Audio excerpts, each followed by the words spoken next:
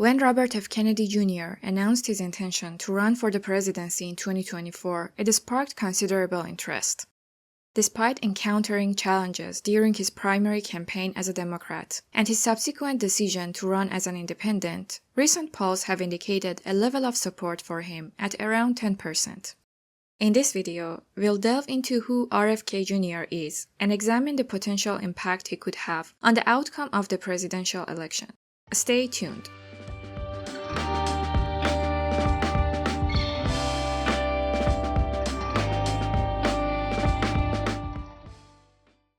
The US presidential election has historically been dominated by two major candidates, typically representing the Democratic and the Republican parties.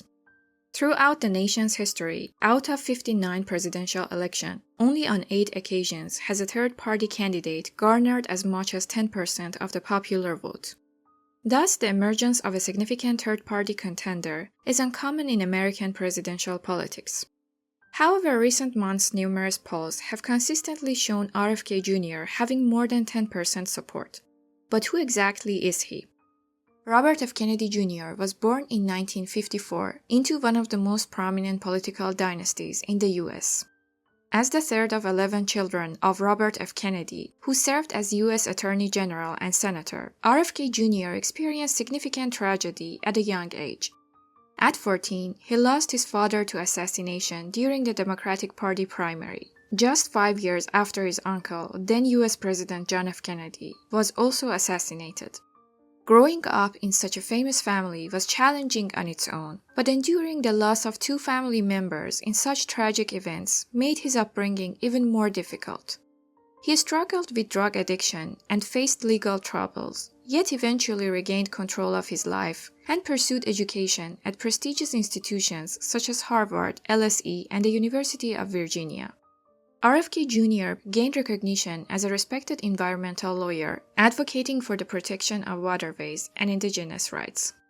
Yet his interests also extended to conspiracy theories, particularly in the early 2000s, where he became heavily involved in spreading them. Despite consistent condemnation from scientists and experts and the debunking of his claims, particularly regarding anti-vaccine activism, RFK Jr. persists in disseminating misinformation. As a member of the Kennedy family, he held political ambitions and had considered running for office in the past, though he had never pursued it before. Additionally, Democratic presidential candidates had previously considered him for roles within the environmental sector, given his standing as a climate lawyer. Finally, in April 2023, he formally entered the presidential race as a Democratic candidate, intending to participate in the primary and challenge Biden.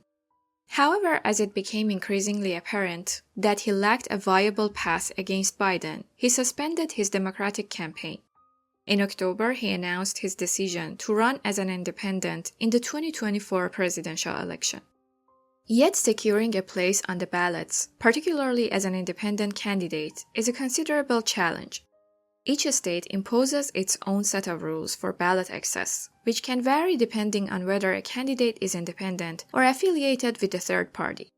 Ultimately, most of these rules revolve around gathering signatures. Candidates and parties must collect tens of thousands of signatures within a specific time frame, which then must be submitted to state authorities for approval. Acquiring these signatures demands time, manpower, and financial resources, often amounting to tens of millions of dollars, including expenses related to litigating challenges to ballot applications. At the moment, Kennedy has only managed to secure his name on the ballot in Utah.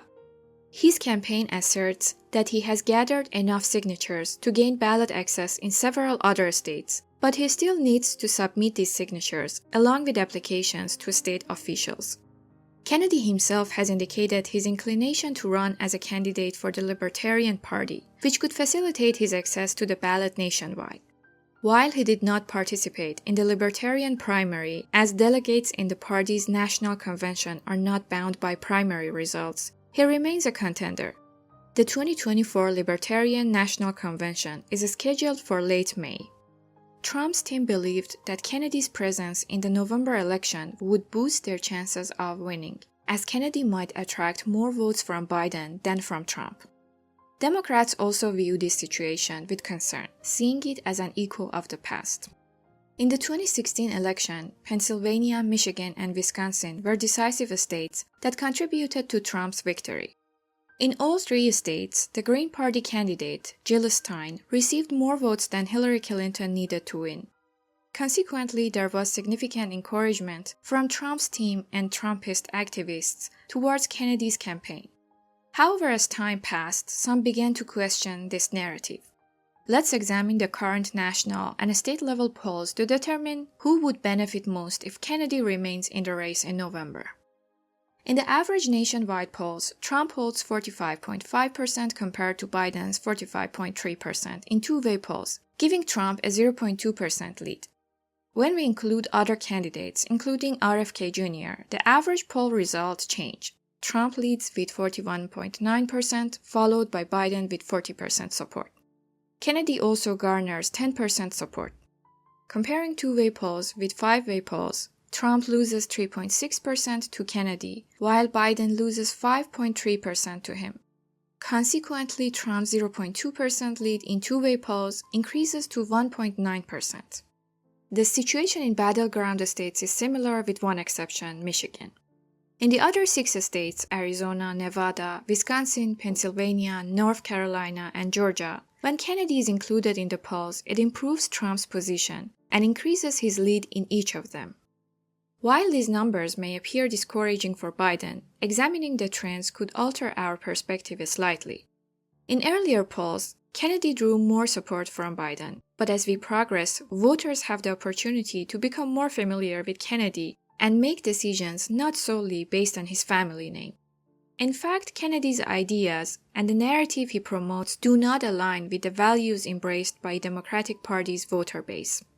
Interestingly, the messages conveyed by Kennedy are more resonant with Trump's supporters, although it's worth noting that MAGA voters tend to remain strongly loyal and resistant to changing their votes.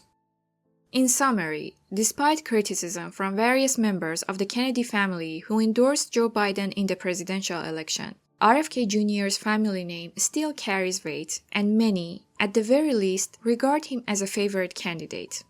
However, time is not on his side, and he continues to lose support as the campaign progresses. Moreover, gaining access to the ballot in all states is a time-consuming and costly process for him, making it unlikely that he could secure a spot on all ballots independently. Nevertheless, Democrats should not overlook his potential impact on the election, particularly in battleground states. They must focus on presenting RFK's ideas to potential voters, as the difference between his ideas and the values of the Democratic Party could sway voters' decisions. In this video, we've discussed Robert F. Kennedy Jr. and his potential impact on the presidential election. If you found this content informative, please like it and subscribe to our channel. We'd love to hear from you, so feel free to share your thoughts, comments, and ideas for future topics in the comment section. Thank you for joining, and we look forward to seeing you in the next video.